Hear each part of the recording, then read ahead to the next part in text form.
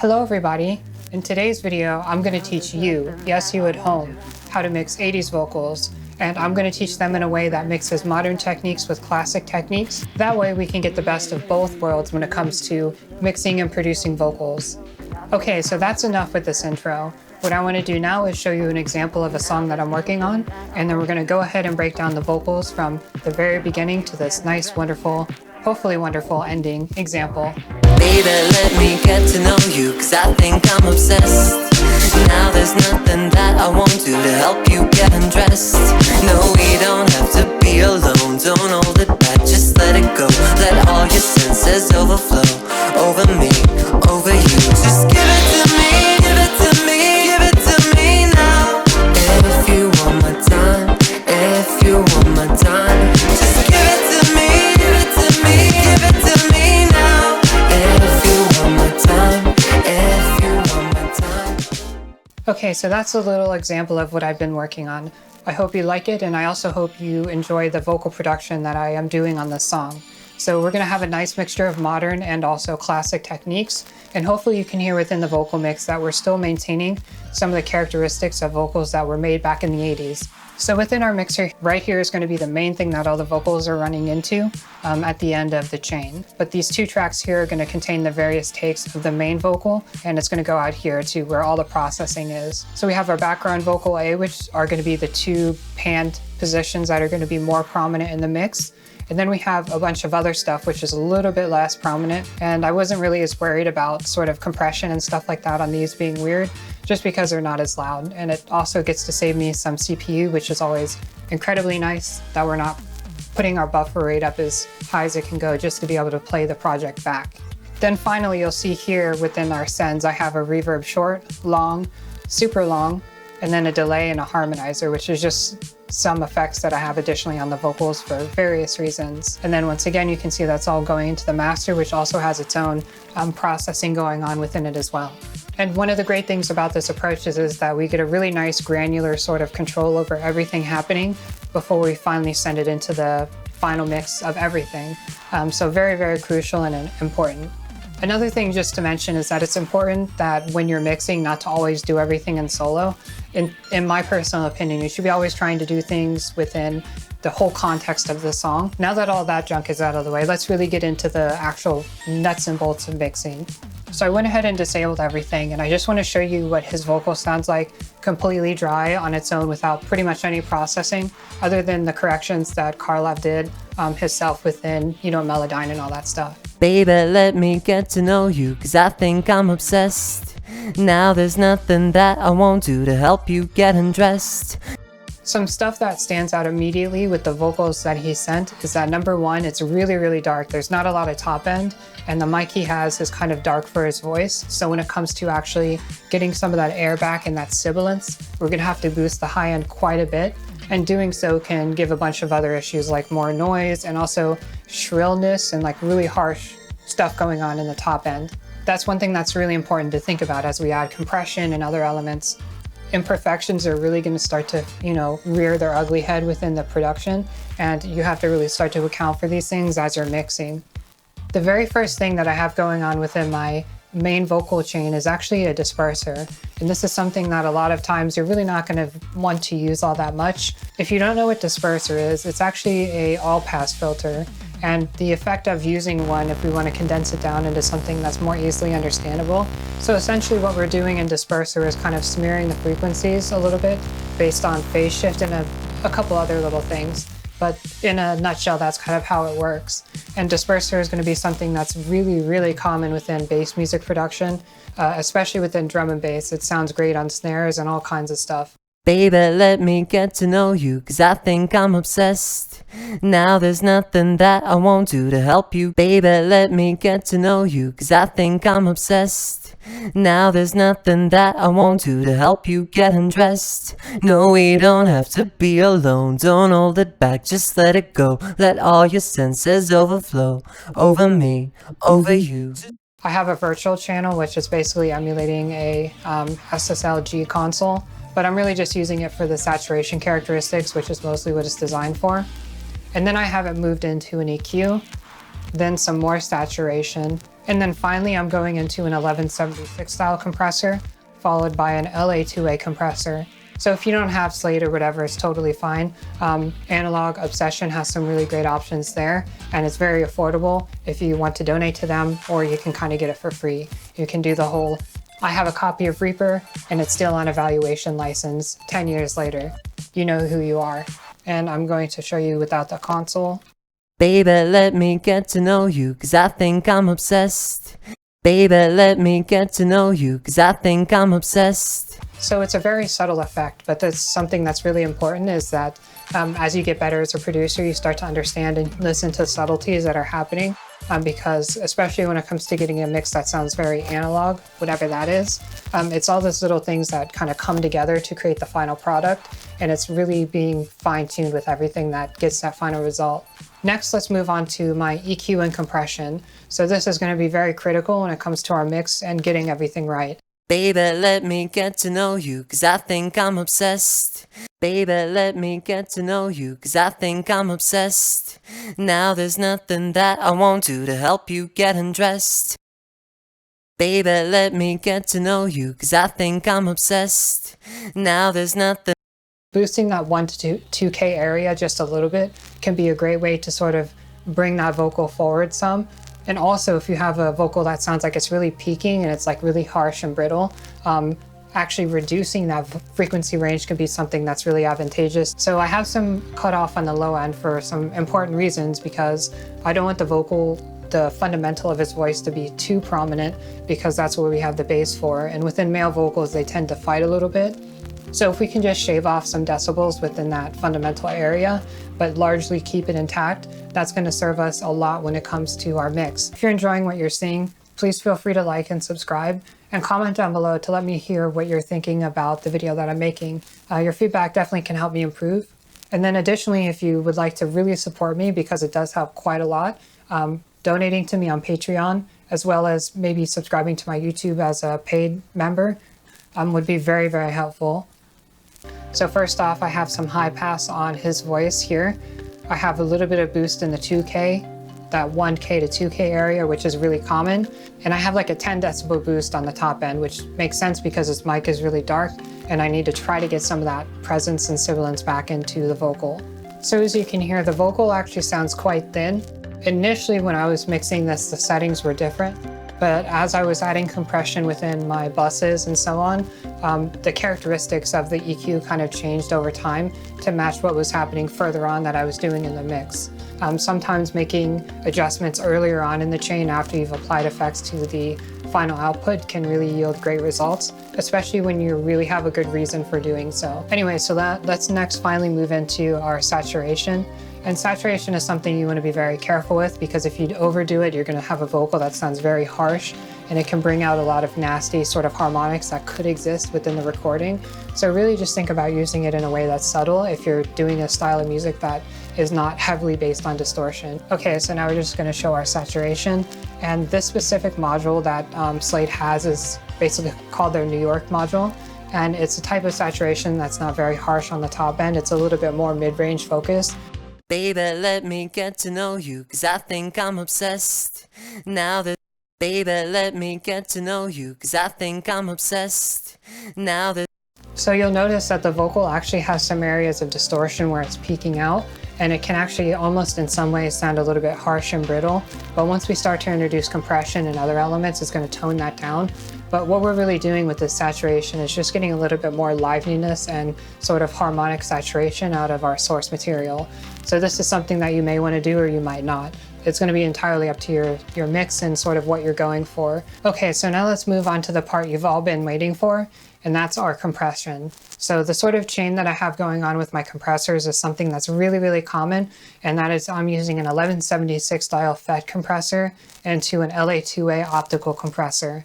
There's some people that will advocate for having what I do is there's an 1176 first and the LA2A second, and others will want to do an LA2A into an 1176. Because I like my mixes to be very upfront and I want my vocals to be right in your face, an 1176 compressor is going to be perfect for that. Because number one, it's kind of known as a compressor that's very aggressive and has a sort of a really aggressive characteristic to it. So when you take it and you slam some vocals into the compressor, you're going to get this really nice character out of it that I really, really enjoy. Because the theory is after we send our stuff into our 1176, we then route it into our LA2A, which then shaves off some of those harsh edges and kind of evens things out even more, giving the vocals their overall shape and glue for the final mix. Baby, let me get to know you, cause I think I'm obsessed. Now there's nothing that I won't do to help you get undressed. No, we don't have to be alone, don't hold it back, just let it go. Let all your senses overflow, over me, over you. Just give it to me, give it to me, give it to me now, if you want my time. So with that 1176, you can hear it's really slamming down on those vocals and getting them under control. So one thing that's really important to think about too is before going into our compressor, doing some volume automation on parts of the vocals that are kind of loud, but 9 times out of 10, I usually am going to go in and sort of adjust the volume at least a little bit in various areas just to get a bit more of a smooth performance. And you'll see within my settings, I have the attack at the fastest setting. So within this, if I'm at 1, that's going to be the slowest attack for this compressor. But in this case, 7 is going to be the fastest. So I just wanted to immediately clamp down on anything that happens within the vocal. Here's what it's like with the slower attack. Baby, let me get to know you, cause I think I'm obsessed. Baby, let me get to know you, cause I think I'm obsessed. Baby, let me get to know you, cause I think I'm obsessed. So hopefully you can hear it's really not letting those transients through as much as the slower attack is. And that's going to help us a lot in keeping our vocal under control. And you'll see that I have a ratio of 4:1. I'm not really going crazy on the overall ratio of the compression. I kind of am slamming the input a little bit louder than you probably would want to. So if you're using this module or the blue version of the 1176, the more you push into them, they tend to distort a little bit. And because my mixing style is kind of heavy-handed with that sort of stuff, I pushed into it heavier. But if you wanted to avoid too much saturation and distortion, you could either back off the input and up the ratio. Well, that's really the only thing you could do. So you would just reduce the input and up the ratio so that you get a similar amount of compression happening based on the input signal, if that makes sense. And then I have the release as fast as it'll go because once again, I'm trying to keep it very aggressive and to clamp down on all the dynamic stuff happening within the vocal. So next, let's go into the LA2A. Baby, let me get to know you, cause I think I'm obsessed. Now there's nothing that I won't do to help you get undressed. No, we don't have to be alone, don't hold it back, just let it go. Let all your senses overflow, over me, over you. Just give it to me, give it to me, give it to me now. And for the main vocal, this is fine. We have a lot of the stuff we need done out of the way right here. And the way that I mix is I'm also going to be focusing on evening things out when we get to the various stages of busing within our final vocal. And that's going to end up yielding a really great result. So we can kind of stack on these things cumulatively for the final result at the end. There's kind of a little thing you may be noticing with a lot of my videos focused on mixing that this is kind of, in my opinion, the most optimal way to really get a great mix in the very end. So the next thing I have going on is actually some chorus on the main vocal. I have it set to something that's very subtle. So for this, you can use like a dimension sort of chorus effect, or you can use a standard chorus. Just keep it very, very subtle. Baby, let me get to know you, cause I think I'm obsessed. Now there's nothing that I won't do to help you get undressed. No, we don't have to be alone, don't hold it back, just let it go. Baby, let me get to know you, cause I think I'm obsessed.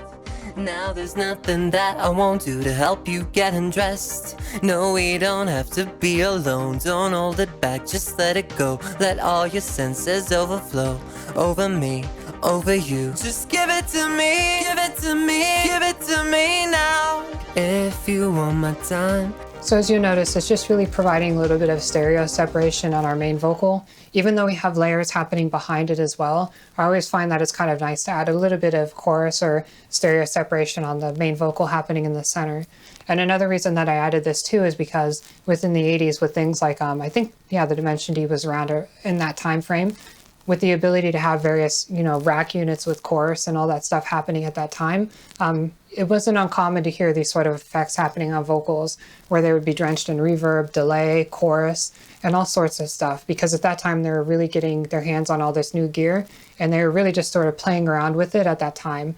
And then additionally, with all this stuff happening, like the Memphis and just a very loud sort of culture of bright colors in your face, Memphis design, very bold stuff happening.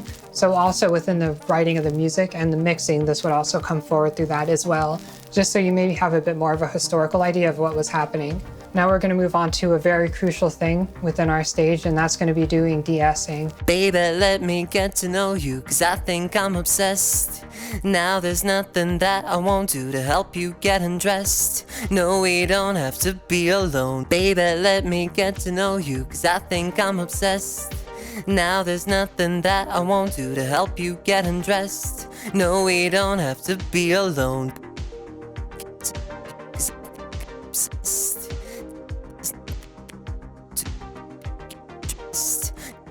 You may notice that the vocal has a lot of sibilance and it's very like that sticking out, and it's very piercing. And you'll notice that I have it set in a way that's very, very aggressive. Because I'm applying so much compression throughout the actual vocal chain, these S's that sound like way too overdone, like it sounds like I'm way overdoing the de-essing, later on in the mix it's actually going to sit perfectly fine. But it's a good idea if you're just starting on your first vocal chain within your mix, just trying to get something that sounds good with the vocal, and then as you're doing stuff later down in the bussing stage of your stuff, that you go ahead and just adjust things within the source that we're doing here. So like this main vocal is going to have like a bass idea that I have set, and then once I start to stack compression, I might go back to it and make adjustments in context of the final stuff happening within our bus. And I just have something around 8 to 15 kilohertz. So in that range generally is a great place to go. Sometimes what people might do is actually stack multiple de-essers on top of each other by just stacking de-essers that focus on a couple different parts of the frequency band. So next let's just move into the final EQ of our main vocal chain. Baby, let me get to know you, cause I think I'm obsessed. Baby, let me get to know you, cause I think I'm obsessed. Like I'm really just shaving off a few decibels here and there to sort of cut away some of that boxiness. I want to keep some of the bass there, but I don't want it to be too much, because then it just really sounds horrible in the mix. Baby, let me get to know you, cause I think I'm obsessed. Baby, let me get to know you, cause I think I'm obsessed. Baby, let me get to know you. Baby, let me get to know you, cause I think I'm obsessed. Now there's nothing. Baby, let me get to know you, cause I think I'm obsessed. Baby, let me get to know you, cause I think I'm obsessed. Baby, let me get to know you, cause I think I'm obsessed. Now there's nothing that I won't do to help you get undressed. No, we don't have to be alone. Don't hold it back, just let it go. Let all your senses overflow. Over me, over you. So you'll see here on the top bands that I have two things going on. I have a roll-off on the high end, and I also have a dynamic EQ also in that high end area. So you'll remember that in the beginning I boosted that top end of our vocal to try to get some of that presence back. Well, the problem with that is it brings up a lot of other things within the actual vocal performance that we don't want, like sibilance and just really nasty stuff going on. So one common technique we can do is actually just to roll off the top end of our vocal to counteract some of that really nasty harshness that is brought up when we do a high shelf. Having two different EQs kind of working in tandem that do their own thing is, to me, a much better way to sort of get this vocal under control. Because the first EQ we had adds a little bit of saturation and character, which is what we want, but we also don't want to destroy people's ears when they're listening to the vocal performance, so we need to roll that off. And the great thing about a surgical EQ like this, like a fab filter, is we can get a really precise roll off on the top end, and overall the curve of that EQ is going to be very mellow and pleasing in the final result. So I basically just have this sitting up here around the 13K area, and I'm just trying to clamp down on areas that are still too bright and in your face when it comes to the sibilance. And hopefully you'll see by adding dynamic EQ, what we're able to do is sort of only clamp down on the parts that are really harsh, but keep the overall character of the vocal, rather than just actually taking this and moving it down and just keeping it as a permanent cut. Allowing the actual vocal itself and the dynamic nature of it to control how much attenuation is happening within those frequency bands is going to, once again, keep a lot of the characteristics of our vocal during the parts that are not harsh, but reduce the characteristics that sound really brittle once we have parts of the vocals that kind of are louder and more in your face, if all that makes sense. So for the main vocal, that's going to conclude the chain that we have going on for it. Now let's move on to our backing vocals, and it's really going to be very similar. So I'm going to really kind of, race over this section because it's really very simple. Baby, let me get to know you, cause I think I'm obsessed. Now there's nothing that I won't do to help you get undressed. Baby, let me get to know you, cause I think I'm obsessed. Now there's nothing that I won't do to help you get undressed. Baby, let me get to know you, cause I think I'm obsessed.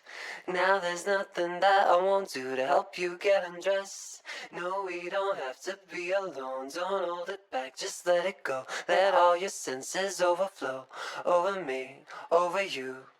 Hearing that, you might notice a couple things that I have going on. The most important thing that's very crucial is just that I am not including a lot of top end and low end from our vocal layers. So really, if you think about these backing vocals, their whole point is to be there to support the vocal happening in the center of the mix. So in doing that, we just want to have some subtle stereo panning throughout the spectrum to get that sort of feel. The vocal sounds much, much more focused. We keep that center vocal right where we want it to be, and then the other vocals are panned to the side, and we're really just keeping that mid to top end part of the vocal of our backing tracks. I just really like that within the pop production. We can have a very distinct difference between our verse and our chorus, and by layering a lot of stuff in like the pre-chorus or our chorus before going into, back into our verse, it just makes everything sound much more wide and interesting. And I just love the effect of layering vocals on top of each other. That's really something that I prefer, and that's a much more modern way to go about approaching a vocal production. It's not that they wouldn't layer vocals back in the day, but back then especially, you had a mixer board, you only had so many channels, and you had to make sacrifices somewhere. So there would have to be workarounds that they would have had to do at that time to really make something like this happen in a way that was really manageable. But for us, because we're in the modern era, we can really layer vocals on top of each other, and our only real issue is our CPU. But even then, we could just go ahead and bounce them if we're having too much trouble with our vocals, which obviously they could have done at the time by recording that big take onto a piece of tape and then just routing that back into the mixing board or whatever they would have done. And the thing too is, depending on if you're singing it or you have another vocalist singing it, the takes that you plan on having in the background, if you sing them in a way that's a little bit less intense, so rather than singing like very forte, just like keeping it very low key and singing much more subdued, can sound great for those very far back layers if you want to have a vocal that sounds really smooth. In the layers that are going to be the main ones, keep them louder and sing them a bit more projected, but the layers that are sitting further in the back in the mix, I want you to take it and sort of subdue your singing a little bit, and you're not projecting your voice as much. And it just sort of adds itself together really well cumulatively when we kind of combine everything together within our mix. So for my reverb, I just have something that sounds nice and bright.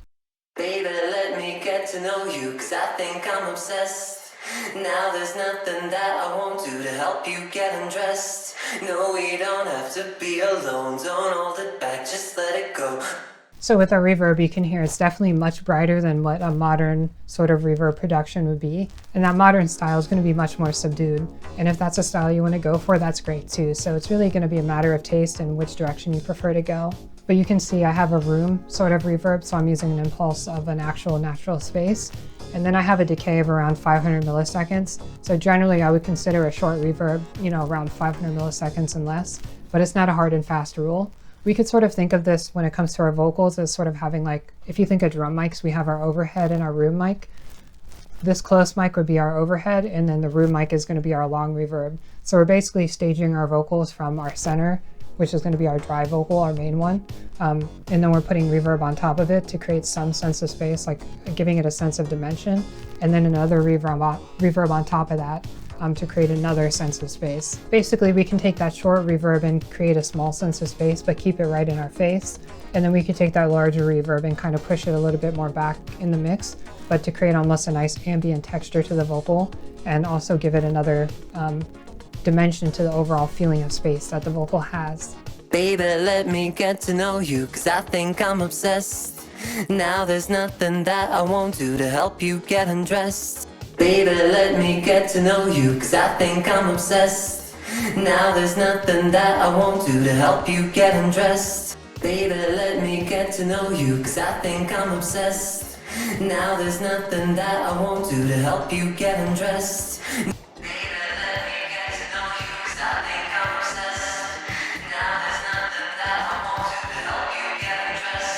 No,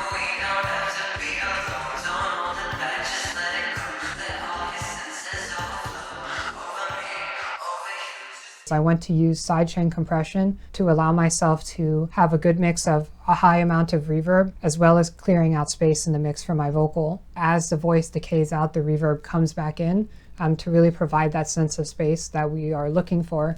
Baby, let me get to know you, 'cause I think I'm obsessed. Now there's nothing that I won't do to help you get undressed. Another thing that I'm trying to do is roll off some of that low end, because it's really going to mess with a lot of stuff happening in our mix if we keep reverb with a lot of low end that's sort of rumbling around that area where the vocal fundamental frequency hits. And the reasoning for that is we have a snare that's tuned a little bit lower, our kick is tuned in that similar range, and then also the fundamental of our voice is sitting there, and our bass frequencies. So we're having a lot of stuff happen in this region. So it only makes sense to sort of cut that low end away. Baby, let me get to know you, 'cause I think I'm obsessed. Now there's nothing that I won't do to help you get undressed. No, we don't have to be alone, don't hold it back, just let it go. Let all your senses overflow, over me, over you. Just give it to me, give it to me, give it to me now. Baby, let me get to know you, 'cause I think I'm obsessed. Now there's nothing that I won't do to help you get undressed. No, we don't have to be alone, don't hold it back, just let it go. Baby, let me get to know you, 'cause I think I'm obsessed. Now there's nothing that I won't do to help you get undressed. No, we don't have to be alone, don't hold it back, just let it go. One common misconception I see with people who are making like more modern 80s style music is they just tend to drench the vocal in reverb, which is great if you're doing more gothy sort of shoegaze kind of, material. But if we're thinking about more traditional 80s stuff, it really wasn't the case that all these songs were just insanely drenched in reverb to the point that they're sitting so far in the back of the mix that the vocals might not even be there. So going really heavy on your reverb can be something that is really, really detrimental. And then I'm just repeating a very similar thing for my long reverb. The only difference is that the decay is around almost 2 seconds. And that's just providing a nice sense of padding and additional space within our vocal. This is going to be up to taste, and it's going to depend entirely on the sound stage of your song. You may have noticed that I have an OTT on my master vocal bus, and that's because I really love taking a modern approach. So if you've never heard of OTT, basically what it was is a native sort of downwards compressor and upwards expander, a 3-band one that was added to Ableton, and then eventually was made into a plugin, and it's made huge impacts on the electronic dance music scene, and it's still a very common plugin used today, and for good reason, because it has a lot of great things that it can do. Baby, let me get to know you, 'cause I think I'm obsessed. Now there's nothing that I won't do to help you get undressed. No, we don't have to be alone, don't hold it back, just let it go. Let all your senses overflow, over me, over you. Just give it to me, give it to me, give it to me now. If you want my time, if you want my time, just give it to me, give it to me, give it to me now. If you want my time, if you want my time. So I'm going to try to break it down to you in a way that hopefully makes sense. And it's also important to note that if you are newer to production and you're not very experienced in the more advanced techniques, that I would say to completely avoid this step altogether, because you might completely just ruin your vocal mix that you spent so long sort of getting in line. And the reasoning for that is just using something like OTT, it's really easy to completely ruin your mix. And a lot of people go way, way too heavy-handed with it than what I think, and most people would probably consider as necessary. So essentially what I have here, it's very similar to what would be a multi-band compressor. I have 4 bands that I have set up, and this lower one is kind of at about 80 Hertz completely down, because I really don't need to control any information around there. And basically these 3 bands are going to be the cutoff points for each individual compressor and expander. So you can see I have something around that 100 to 300, and then from 500 to 2K, and then from 2K all the way up. Those are the 3 places that are split. So then if we move down here, we can get a little bit more information about what's actually happening. So you'll see each one of these things has its own individual band. So the top one here is basically going to be the compressor, and you can see within this I can control the ratio of our compression. And then the thing I have below that is actually our upwards expansion. Essentially what the upward expander is going to do is, as the vocal is decaying out further, it's going to turn the volume up and sort of increase the amount of sustain on the decayed tail of whatever it is that is being compressed and expanded. And the whole reasoning that I'm using a very low amount of like 10% is that using this kind of effect is very extreme and it can just really completely destroy your mix. So it's really important to really keep it under control. Baby, let me get to know you, cause I think I'm obsessed. Now there's nothing that I won't do to help you get undressed. No, we don't have to be alone, don't hold it back, just let it go. Let all your senses overflow, over me, over you. Just give it to me, give it to me, give it to me now. If you want my time, if you want my time. And you'll notice some stuff that's happening, like it really increases the amount of reverb. So that reverb that sounds really subtle, once I add in this OTT on top of it, now it jumps way out into the mix and it's like right in your face now. So it's really important to, if you're going to use this, kind of really reconfigure the volume of your reverb in conjunction with everything else. Because when you start to use these techniques, you'll notice that little issues within your vocal sort of mix are going to pop out and become very noticeable. And you'll notice just by adding it, it gives a little bit more liveliness and a little bit more of an upfront sort of feel to the vocal that I tend to find very pleasing. And not only that, I think it, I just think it sounds really good. It's a matter of taste. Okay, anyways, thank you all so much for taking the time to watch this video. Also, one other fun thing I want to add to the end of this video is that I'm working on a bunch of really interesting projects behind the scenes. I think I might be onto something with making a documentary on synthwave. I recently went to Neon Retrofest and just really busted my ass interviewing tons of people and getting as much B-roll as I could for something that's more aligned to be a documentary on synthwave. I know there was already one before, but I want to go at it from a completely different direction.